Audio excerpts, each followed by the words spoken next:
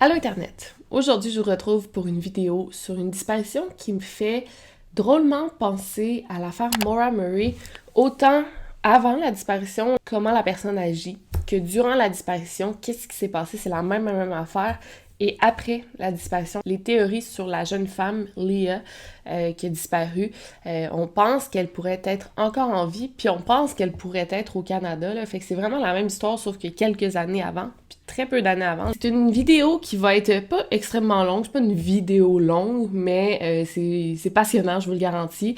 Puis comme j'avais dit avant, je calcule pas, tu sais, je vais faire plus de vidéos longues, mais s'il y a des sujets qui me tentent d'en parler, même si c'est pas des vidéos longues, je vais le faire avec plaisir. Puis ça fait partie de un de ces sujets-là. Fait que voilà, tu sais, quand tu dis de quoi ça a l'air, un hipster, je pense que ça ressemble à exactement ça. Genre, le stéréotype des personnes hipster, mais c'est juste, je mets mes lunettes parce que ça me donne l'air plus sérieuse pour vous parler de mon sponsor de la journée, mon sponsor du jour, Clean My Mac. Je sais pas si comme moi vous avez un ordinateur Mac que je vais vous montrer juste ici. Non, ok, un ordinateur Mac. Et je sais pas si comme moi, vous êtes vraiment en amour avec votre Mac. Moi, je trouve que ça m'aide à faire tout ce que j'ai besoin de faire dans la vie. Je peux écrire des SMS sur l'ordi, ça va plus vite. Je peux répondre à des messages. C'est parfait. Je suis en amour, c'est comme un membre de ma famille.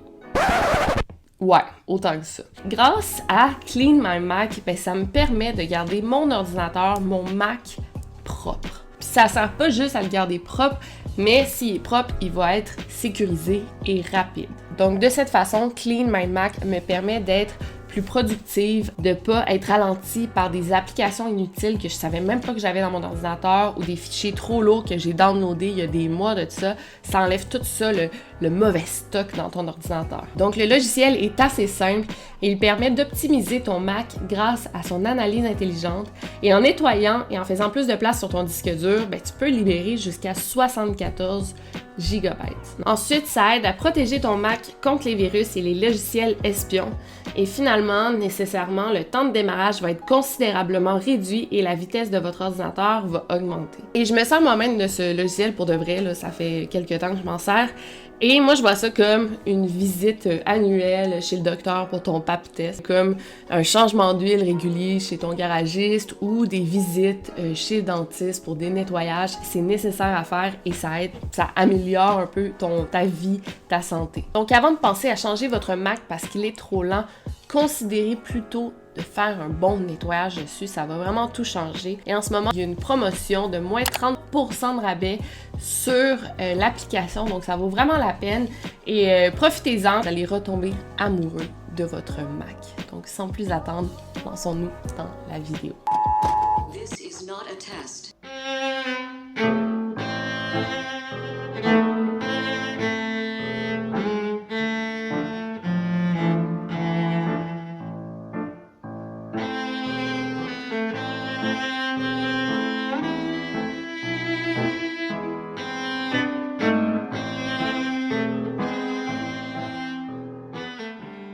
Donc avant de me lancer, je veux juste dire, cette histoire-là, je pense que honnêtement, les détails qui sont dans cette histoire reviennent toujours au même.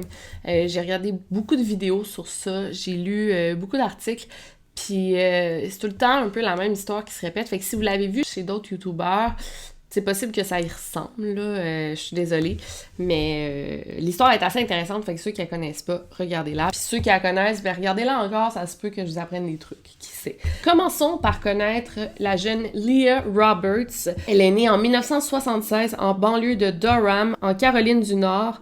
Elle a deux frères et sœurs qui sont Kara, la sœur, et Heath, l'homme. Leah, c'est la plus jeune de la gang. En 1995, elle est entrée à l'université North Carolina State University, où elle étudiait l'espagnol et l'anthropologie. Et c'est assez triste, quand elle avait 20 ans, elle a perdu sa mère d'une maladie cardiaque. Et à l'âge de 23 ans, elle a perdu son père à cause d'une maladie pulmonaire chronique. Elle a perdu ses deux parents à l'espace de 3 ans, ce qui doit être horrible à cet âge-là, surtout dans la jeune vingtaine. Après la mort de sa mère, Leah a décidé de prendre un peu congé de l'école, de vraiment faire son deuil. et elle est rentrée à nouveau en 1998. Mais là, il y a un autre malheur qui s'abat sur la vie de Leah. En fait, elle est victime d'un grave accident automobile. Ça va lui perforer un poumon et son fémur va être complètement pulvérisé. Fait que c'est un gros accident d'auto. Fait que tu sais, elle venait tout juste de rentrer à l'université, puis là, il y a ça qui se passe. Mais là, cet accident-là a eu quand même l'effet contraire. Leah s'est confiée à sa sœur en disant que cet accident-là, comme elle a vraiment frôlé la mort, ça lui a donné le goût de vivre, tu sais, de vraiment profiter de la vie. Donc, elle a choisi de prendre une année sabbatique pour profiter de la vie. Comment ses amis la décrivent? Par exemple, son amie Susie Smith la décrit comme suit. Leah est juste une personne vraiment incroyable. Tout le monde qui la rencontre l'aime automatiquement. Elle est vraiment gentille et a un magnifique sourire. Mais tu sais, c'est quand même une personne privée. Définitivement. En 1999, elle avait prévu faire un stage au Costa Rica, tu sais, vu qu'elle apprenait l'espagnol. Mais 3 semaines avant son départ, c'est là que son père est décédé. Mais elle a quand même décidé d'y aller parce qu'elle se disait, tu sais, qu'est-ce que je vais faire? Je vais rester ici puis pleurer, tu sais, j'aime bien mieux le faire en voyage, tu sais, ça va m'aider peut-être à récupérer. Puis là, c'était son 2e deuil en peu de temps. Même, je dirais, un 3e événement choquant avec l'accident aussi.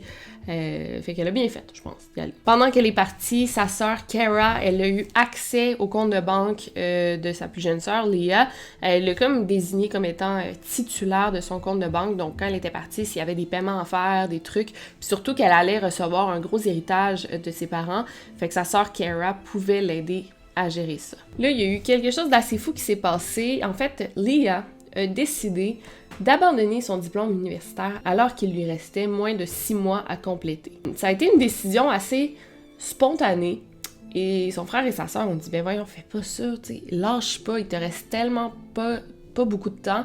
Continue tes études, rends-toi jusqu'au bout. » Mais Leah refusait, sa décision était prise, elle voulait pas terminer son diplôme. Donc elle était vraiment en mode « Je veux profiter de la vie après mon accident, après la mort de mes parents. Tu sais, c'est pas vrai que je vais passer ma vie à l'école. » Tu sais, je pense que ça la passionnait pas tant que ça. Elle s'est mise à prendre des cours de guitare, elle a commencé la photographie, elle a même adopté un petit chaton. Fait que c'était comme la nouvelle Leah qui entreprenait une nouvelle vie. Je pense que là-dedans, elle se cherchait un peu, mais c'est la chose à faire quand on a 20 ans, c'est de se chercher, fait que c'est bien correct. Elle traînait beaucoup dans les cafés où elle écrivait de la poésie, elle philosophait sur le sens de la vie avec de nouveaux amis. Même que son plus grand rêve, c'était d'écrire le Next Great American Novel, donc le prochain roman américain qui va révolutionner le monde. Avec ses nouveaux amis dans les cafés, elle parlait de joindre le mouvement Beat Generation, que c'est un mouvement qui a été fondé, si je me trompe pas, par Jack Kerouac. Puis c'est tout le genre de mouvement de faire un road trip dans l'Ouest. Ici, nous, on fait vraiment ce road trip-là, les jeunes là, dans l'Ouest canadien, aux États-Unis, dans l'Ouest américain, mais c'est la question du road trip, comme Jack Kerouac. Et elle était pas mal chanceuse parce qu'elle avait hérité de beaucoup d'argent, donc contrairement à ses amis, à ses proches, ben elle sentait pas le besoin de travailler, fait qu'elle faisait vraiment juste profiter de la vie avec l'argent qu'elle s'était fait. Puis là, elle pensait à partir en road trip. Fait que je vous ai pas mal parlé de Leah. Maintenant, on va passer à sa disparition. Donc, l'affaire prend place dans les années 2000, plus précisément le 9 mars 2000.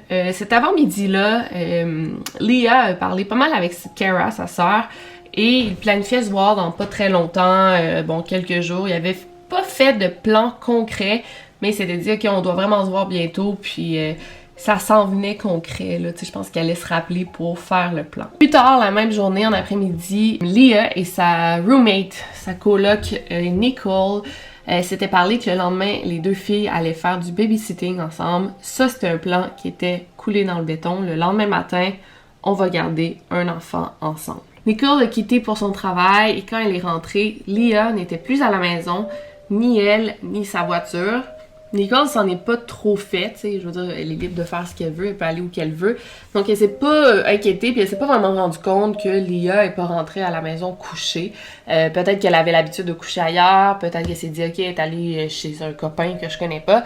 Bref, c'est assez normal, puis c'est l'époque où il y avait pas trop de cellulaires. Bon, quelques-uns en avaient, mais tu sais, elle pouvait pas juste texter Leah, « Hey, t'es où? Qu'est-ce que tu fais? » Non, elle attendait juste qu'elle revienne à la maison. Ceci dit, le lendemain, quand Leah s'est pas présentée à leur rendez-vous de babysitting, le Nicole s'est mise à se poser des questions. Donc Nicole n'avait pas de nouvelles ni de Leah, ni de sa voiture, donc elle savait pas été où. Sa voiture qui est une Jeep Cherokee 1993 blanche, soit dit en passant. 9 mars, ils parlent ensemble, le lendemain, le 10 mars, pas de nouvelles de Leah.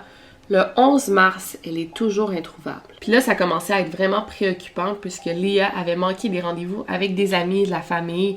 Donc, personne savait où elle était. The way we first heard that she had left was it had been a period of like 4 days where we hadn't seen her, and we began to worry, and we called people, family, called friends. No one had heard from her. C'est le 13 mars que sa sœur a finalement signalé la disparition de Leah à la police de Durham. Et c'est vraiment là que tout se complique et tout devient super mystérieux, vous allez voir. Leah Roberts went missing in 2004. The NC State grad disappeared while on a cross-country trip, and her case is the inspiration for the Q Center's annual road tour.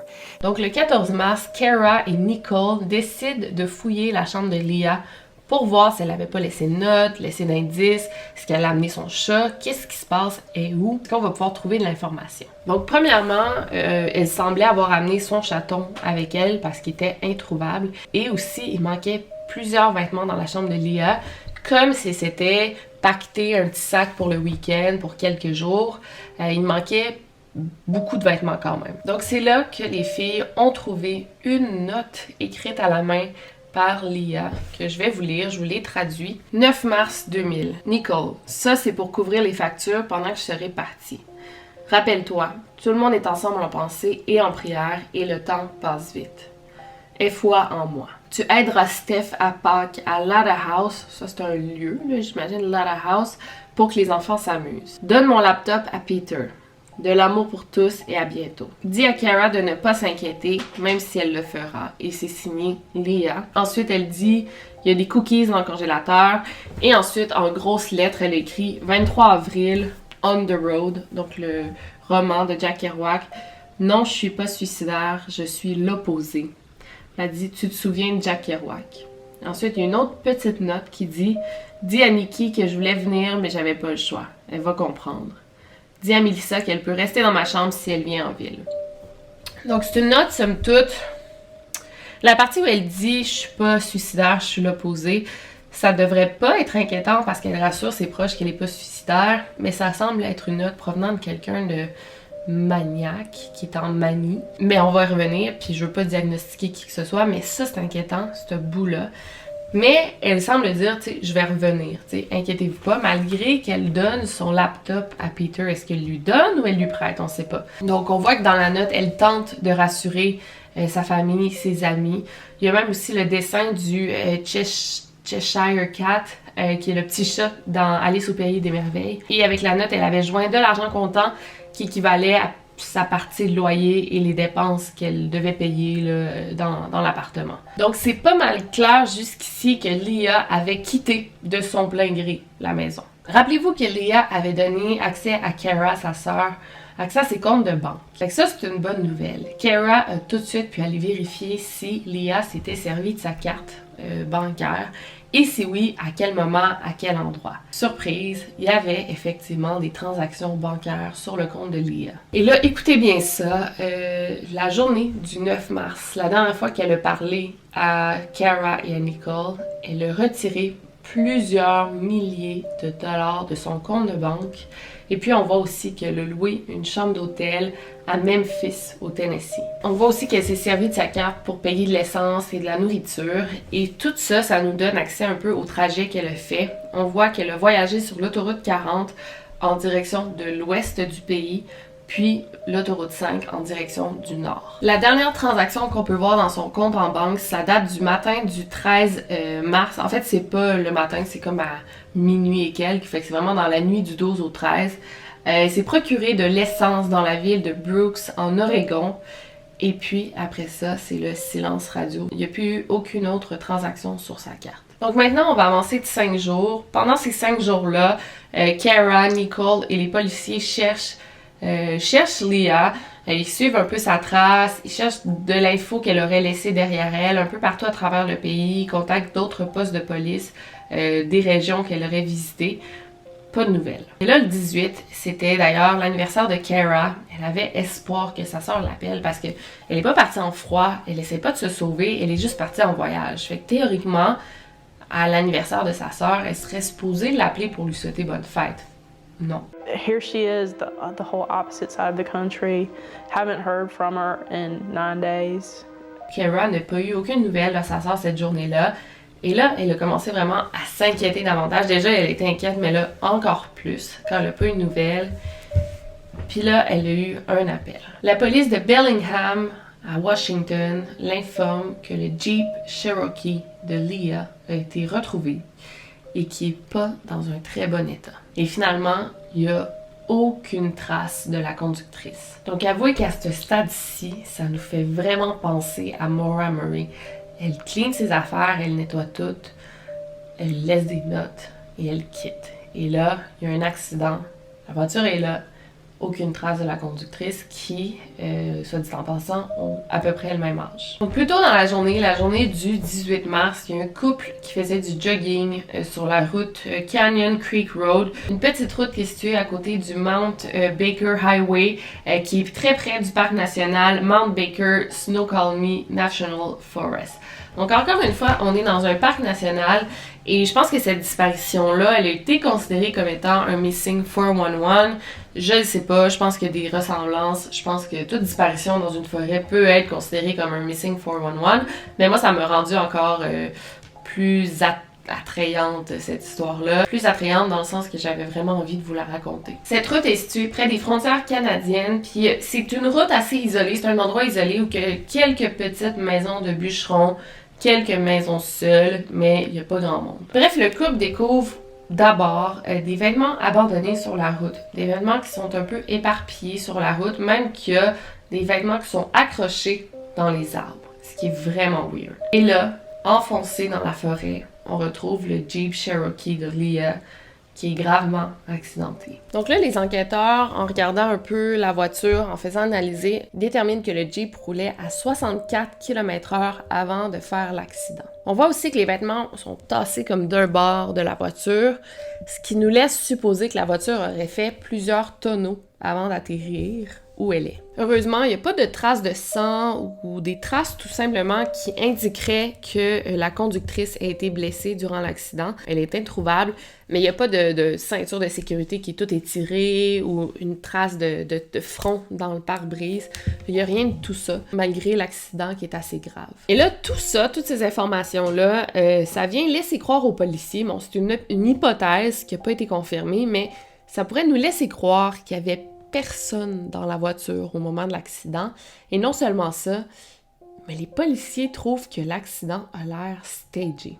Comme si on avait orchestré un accident de voiture. À l'intérieur, il y a des draps et des coussins, des oreillers qui sont accrochés aux fenêtres, comme si la conductrice ou peut-être quelqu'un d'autre aurait vécu dans sa voiture suite à l'accident. Ou avant l'accident, peut-être que les draps sont restés accrochés, c'est weird. On a aussi trouvé des effets personnels de Leah qui sont éparpillés un peu partout dans les bois. Des effets personnels assez importants qu'elle n'aurait pas pu quitter sans.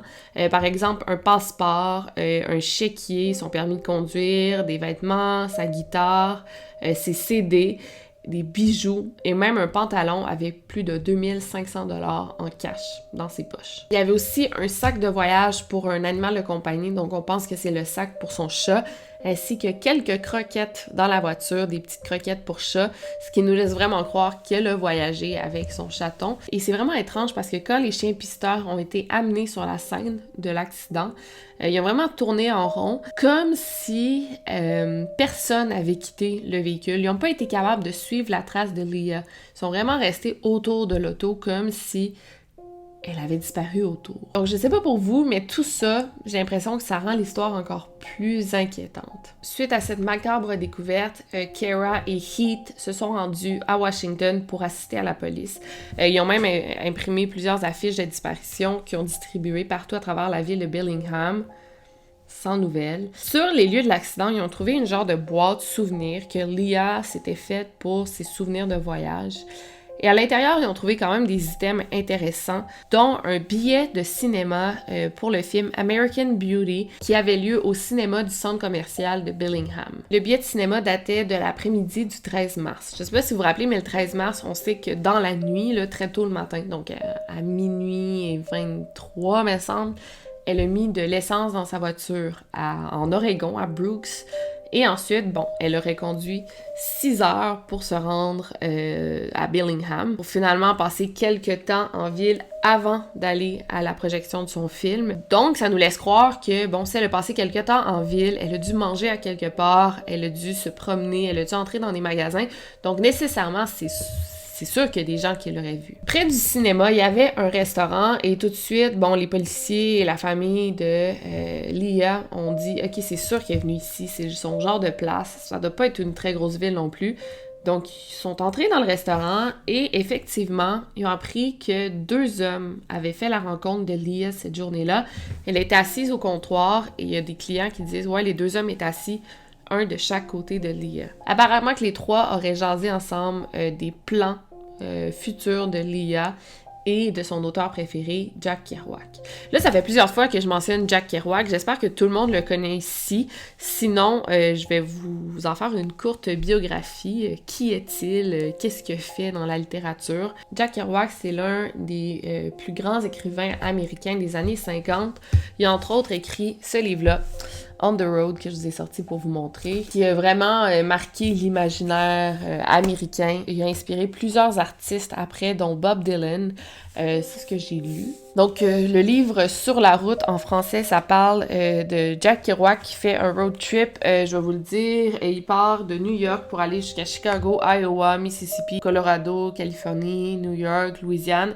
Il fait de l'autostop, il embarque avec plein de personnes, et sur la route, ben, il fait la rencontre des gens marginaux, intéressants, voilà. Donc, suite à ce livre-là, plusieurs jeunes ont eux aussi essayé de créer leur propre road trip dans l'Ouest. Ça a vraiment inspiré une génération de jeunes.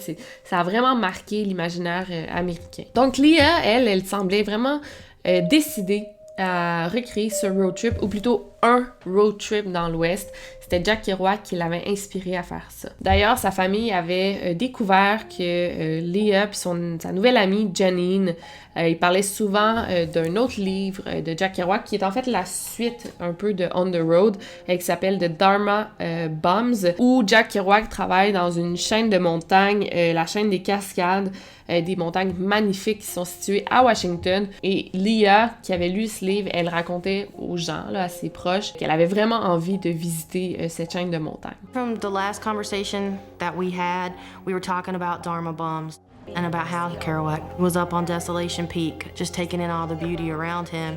She was talking about wanting to go up on Desolation Peak and how she really wanted to go off by herself and figure a lot of things out and figure out what kind of person she wanted to be because she really didn't know anymore. Encore là, je veux pas tout ramener à Maura Murray, mais c'est pas mal la même chose. Maura Murray, elle a disparu à côté d'une chaîne de montagnes où elle aimait aller marcher avec sa famille. Dans les 2 cas, on peut se demander si les 2 jeunes femmes se sont pas perdues en montagne. Mais on va revenir à cette théorie-là. Donc, visiblement, Leah voulait recréer le road trip de Jack Kerouac. C'est pas un secret, c'est vraiment ce qu'elle a fait. Donc, avant de parler de Jack Kerouac, je disais que Leah, elle a été aperçue au milieu de 2 hommes en train de parler de littérature, de son voyage. L'un des 2 hommes, il a raconté qu'il avait vu cette journée-là Leah en train de quitter le restaurant avec un 3e homme qui, selon lui, s'appelle Barry, mais il est pas sûr. Les 2 hommes l'auraient même décrit en détail à la police pour qu'ils puissent faire un portrait robot de ce fameux Barry, mais malheureusement, personne dans le resto peut corroborer cette histoire. Il se rappelle d'avoir vu les 2 hommes en train de parler à Leah, mais il se rappelle pas du 3e homme. Fait qu'il y a personne qui peut prouver que cette histoire-là est vraie, puis les policiers se demandent même si ce fameux Barry aurait pas été inventé par les 2 hommes, qui finalement, c'est eux les coupables. Et on a des bonnes raisons de le croire parce que quand ils parlaient, les 2 hommes qui ont vécu la même chose, ben ils se contredisaient. À ce stade-ci de l'enquête, le FBI est impliqué parce que là, ça implique plusieurs états différents. Donc l'état dans lequel Leah vivait et l'état qu'elle a disparu. Et elle a passé à travers plusieurs états avant de se rendre à sa destination finale. Donc c'est pourquoi on a fait appel au FBI. Donc le FBI et les policiers de Durham ont bien analysé la voiture de Leah et, contre toute attente, ils commençaient à se demander si la jeune femme n'aurait pas été victime d'un crime. On se demandait ça parce que sur le tapis du côté conducteur, on a retrouvé la bague de mariage de la mère de Leah et elle la portait toujours, elle l'enlevait jamais, jamais, jamais. Donc, qu'est-ce qui l'aurait poussé à enlever cette bague-là et la cacher sous le tapis? Est-ce qu'elle aurait été cambriolée? Si oui, on aurait enlevé le 2300 $, à moins qu'elle ait enlevé la bague sans savoir qui elle est. On va y revenir à ça parce que c'est super intriguant, cette option-là. Il y avait une caméra de surveillance à Brooks, en Oregon, où Leah a mis de l'essence dans sa voiture. On voit dans le magasin qu'elle est bien seule. Elle semble en pleine forme, elle semble bien aller. Par contre, pendant qu'elle paye, on la voit qu'elle se retourne à plusieurs reprises vers sa voiture. Il y en a qui ont trouvé ça inquiétant. Est-ce qu'elle se faisait attendre? Est-ce qu'elle voyageait avec quelqu'un finalement qui l'attendait dans la voiture? Est-ce que ça pourrait être le fameux Barry? Beaucoup de questions se posent. Cependant, si on veut être plus réaliste, on peut se dire que Leah s'est retournée 2-3 fois vers sa voiture pour regarder le numéro de pompe où elle a mis de l'essence dans sa voiture parce que le commis lui demandait le numéro de pompe. Là, elle a regardé, je suis pas sûre, elle a regardé 2-3 fois. Ok, oui, c'est ça le numéro de pompe. Ça se pourrait aussi. Bref, quelques jours après avoir découvert la voiture de Leah, il y a quelqu'un qui a appelé la police pour donner une piste. C'était de façon anonyme. Mais il dit avoir vu Leah, il est convaincu que c'était elle, dans une station-service dans la ville de Everett, près de Seattle. Elle était seule, elle errait près de la station-service et elle semblait confuse et désorientée. C'est crédible cette information-là, même les policiers l'ont prise en compte. Par contre, quand on a demandé à l'homme de s'identifier, il a paniqué et il a raccroché. Fait que est-ce que c'est un canular? Est-ce que cet homme-là voulait vraiment aider? Est-ce qu'il voulait vraiment aider, puis il a aidé en faisant ça, mais il voulait juste pas dire son nom pour pas être associé à la disparition? Ça se peut. On ne sait pas, mais les policiers ont tout de même pris cette information en ligne de compte. Cette information-là est quand même intéressante parce que ça nous amène à une autre théorie. Est-ce que Leah, dans son accident, elle se serait cognée la tête et ça l'aurait rendue confuse, désorientée, au point où ne pas savoir qui elle est? En plus de ça, si elle a enlevé la bague de sa mère, peut-être qu'elle pensait pas que, tu sais, en étant désorientée, tu sais pas t'es qui, t'enlèves tes bijoux, tu sais pas tu sais pas que c'est important ces bijoux-là. Fait que c'est une bonne théorie que j'aime beaucoup. Je dirais que sa confusion et peut-être ses troubles mentaux, on ne sait pas si elle en a, mais si elle en a, ça pourrait remonter à avant l'accident, avant même son voyage, tu sais.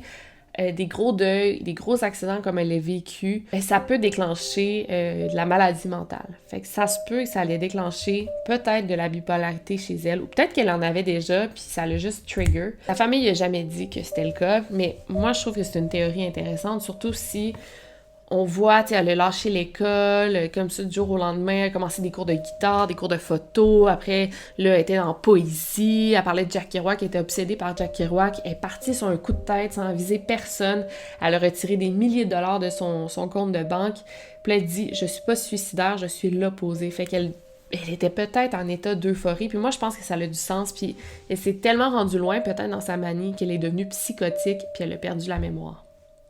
Ou elle est devenue psychotique, puis elle s'est mise dans une situation dangereuse, puis finalement, peut-être qu'elle a fait un accident, elle est morte, peut-être qu'elle est allée marcher dans la forêt, dans les montagnes, elle est morte de froid, ou peut-être même qu'elle s'est fait assassiner. Peut-être même qu'après l'accident, il y a quelqu'un qui a offert de la transporter à l'hôpital, à un poste de police, au garage, et cette personne-là avait de mauvaises intentions, puis ensuite l'a assassinée. Tu sais, c'est vraiment comme l'affaire de Maura Murray. Il y a plusieurs options à cette histoire-là. Et comme je dis, peut-être que cette histoire est très simple finalement. Peut-être qu'effectivement, elle a fait un accident et en cherchant de l'aide, elle s'est perdue dans les montagnes. Et aussi, j'ai lu qu'il y a plusieurs cours d'eau dans la forêt, dans le parc national, qui mènent à l'océan. Donc peut-être qu'elle s'est fait transporter par un cours d'eau, puis elle est morte noyée, puis on va jamais la retrouver.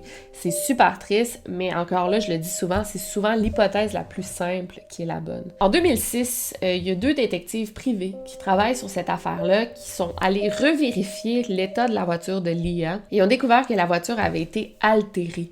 Comme si quelqu'un avait un peu manipulé l'engin de la voiture, le moteur. Et on a découvert que la Jeep de Leah était capable d'accélérer toute seule. Et finalement, ça nous a dit aussi que au moment de l'accident, il y avait personne dans la voiture. Ça n'a pas de sens. Fait qu'est-ce qui s'est passé? Est-ce qu'elle a provoqué l'accident? Est-ce qu'elle a stagé l'accident? Est-ce que quelqu'un d'autre le fait? qu'est-ce qui s'est passé. En 2016, il y a quelqu'un qui a contacté l'émission Unsolved parce que la personne qui a appelé était persuadée avoir vu Leah, qui était apparemment rendue mince, itinérante. Elle avait les cheveux très courts et elle lui ressemblait beaucoup. Elle l'aurait vue dans la ville de Eureka, en Californie, et la jeune femme lui aurait demandé une cigarette, donc la jeune itinérante qui ressemble à Leah. Cette jeune femme n'a jamais été retrouvée.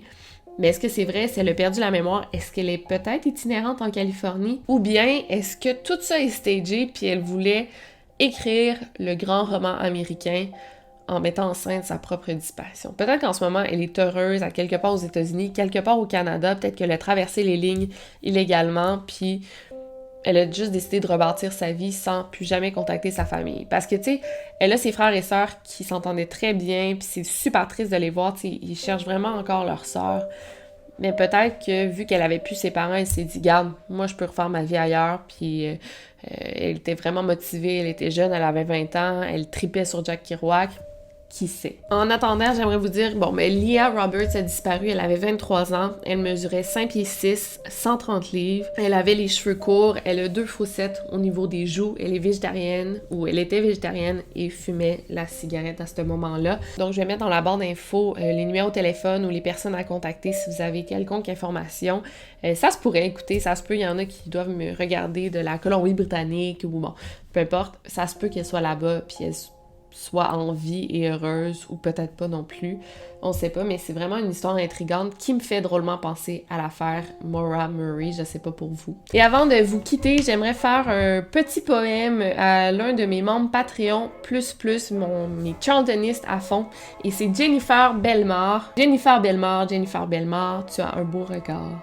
Jennifer Bellemare, j'espère que tu connaîtras une belle mort, mais pas tout de suite Jennifer Bellemare, dans très très longtemps, car on te veut encore en vie pour 100 ans. Voilà, je sais que je suis en train de me rendre compte que ça clash un peu mes poèmes avec des thèmes aussi tristes et dramatiques.